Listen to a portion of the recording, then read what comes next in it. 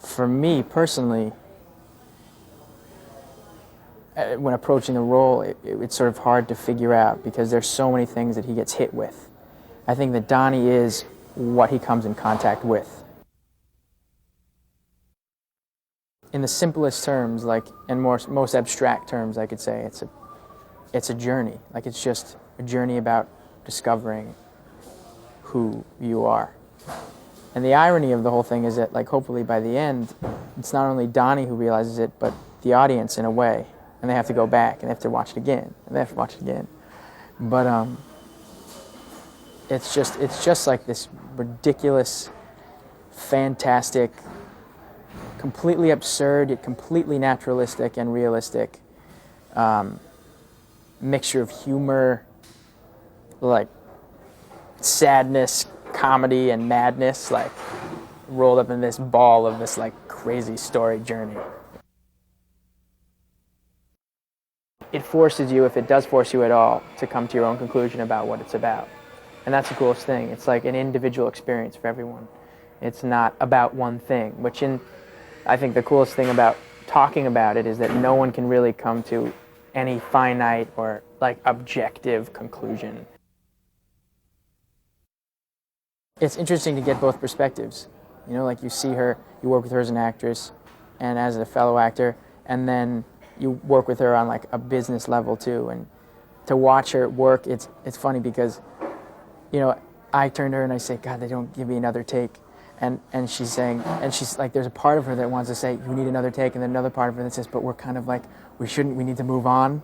You know, so there's like this balance, and she works those two brilliantly. It's hard to describe how Rose fits in. I think basically Rose's line through is about a woman who's trying to, in her very human way, move forward with this, what seems to be disassembling of her son. When I first read Donnie Darko, I was quite moved by it. I finished the script and kind of walked around a little bit in a daze, to be perfectly honest. I found it an uncanny combination of tragedy and extraordinary uplift. And I couldn't quite define why it carried both of those things, so I became immediately interested. I'm thrilled to be with Jake on this movie because I see he's really at the beginning of something very big, not only with this movie but with the rest of his career. And it gives me a lot of hope. Richard Kelly has given all of us, I think, an opportunity to explore our characters with a lot of freedom. He wrote it, but he will let us make some of the lines a little bit more our own, or maybe tag out a scene with something that comes during the shooting of the scene. To me, that's the mark of a good director who is spontaneous on the set, who will let things happen on the set, you know. Well,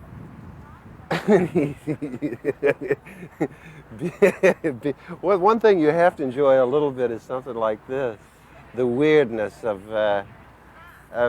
Jake Gyllenhaal. You see what I'm saying when he messes around to get reactions out of you?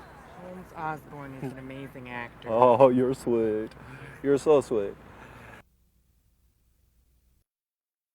I was thrilled to hear that I was working with Mary McDonnell. You know, I don't like awards.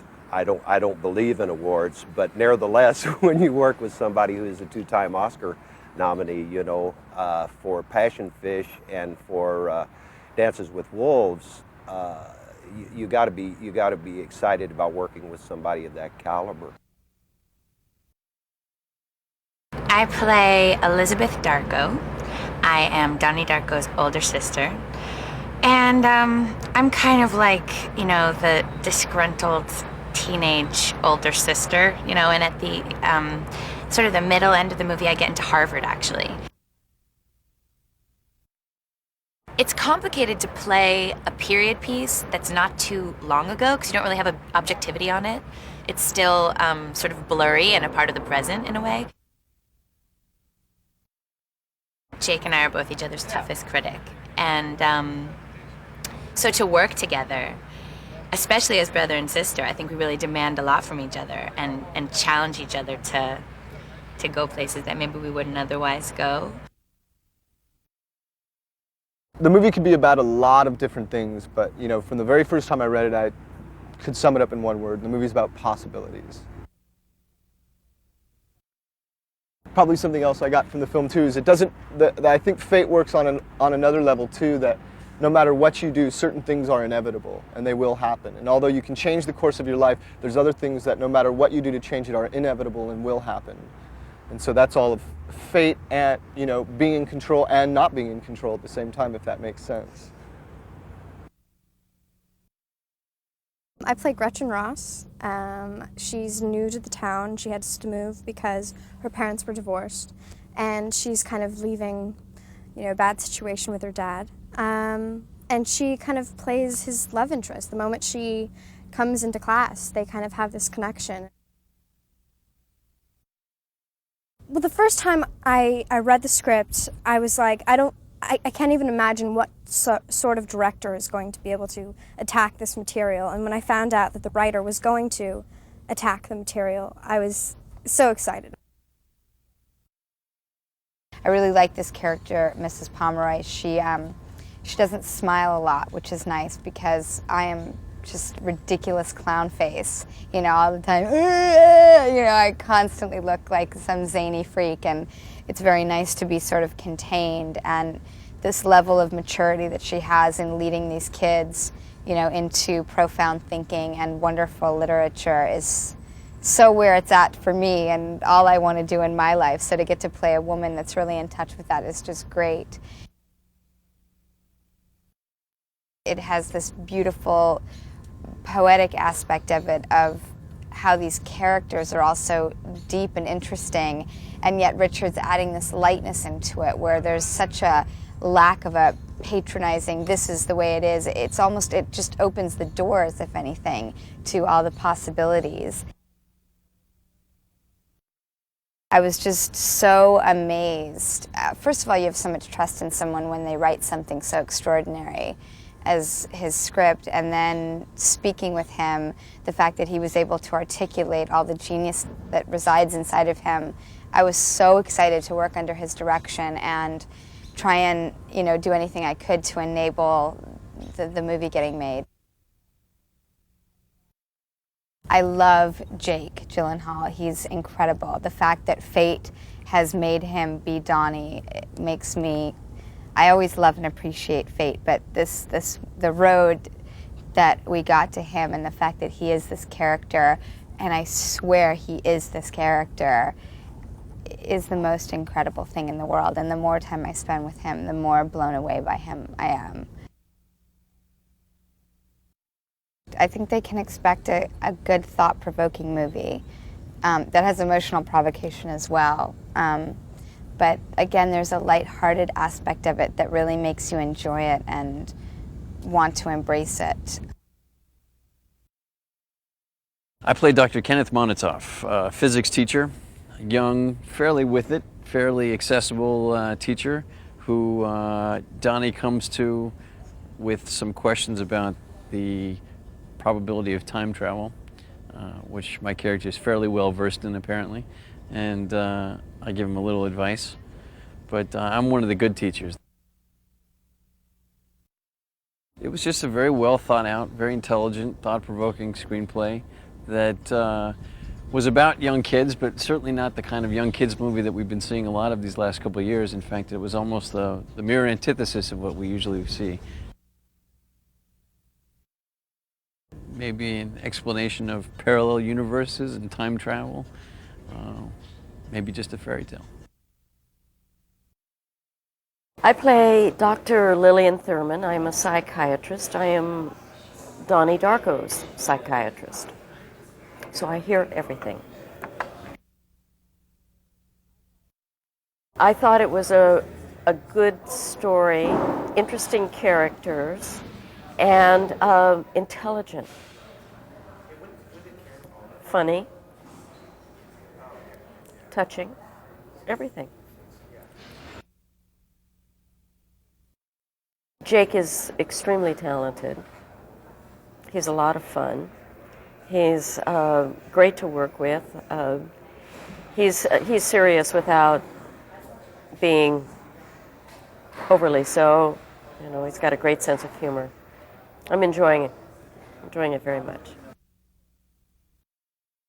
I think the best movies are the ones that you talk about on the ride home from the theater. And I think I'll always try to make movies that people will talk about, you know, well into the next couple of days after they get back from the theater, and movies that people will want to go see a second and third time. And I hope that this is one of those movies. I think Donnie Darko is like a lot of people that I grew up with. I think he's a lot of people that I know and continue to know. I think there's a side to who the character is that is someone that everyone wants to be, someone that everyone wishes they weren't, someone that everyone knows that they were at one point in their life, and certainly a character that I hope people won't forget anytime soon. Patrick was incredibly generous and had a great sense of humor about the role he was playing, and was incredibly open to anything that I asked him to do. And he had no sense of vanity or attitude or anything about it. It's going to really make people think, because there's a lot of, every little moment in this story is in there for a reason. Every little set piece is in there for a reason. Every little character moment is in there for a reason. There's not a shot in this film that doesn't mean something. You look at him, you meet him, and he's just very, not so much introverted, but just very calm. And then you read what he's written, and you don't know where it comes from.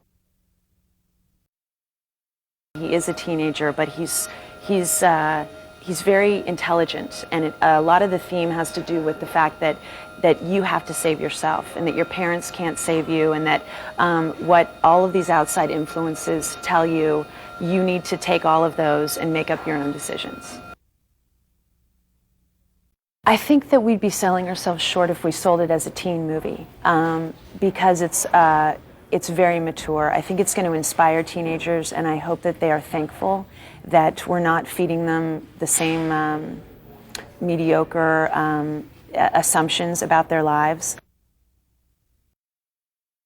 Working with, with Nancy Javonen, with Richard Kelly, with Sean McKittrick, with Drew Barrymore, with our line producer Tom Hayslip. I mean, it's been Steve Poster, the DP.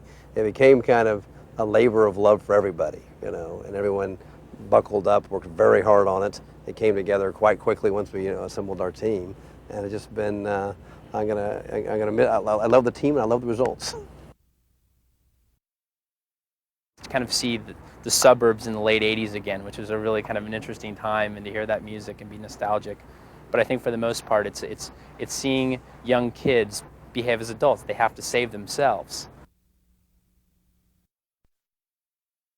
One of the things that Richard and I were both adamant about, and we were able to do, is that this is a widescreen movie. It takes it out of the realm of a smaller movie and moves it into real moviedom. And because of that, it allows us to compose and tell a story with a different canvas than normally first-time directors work with.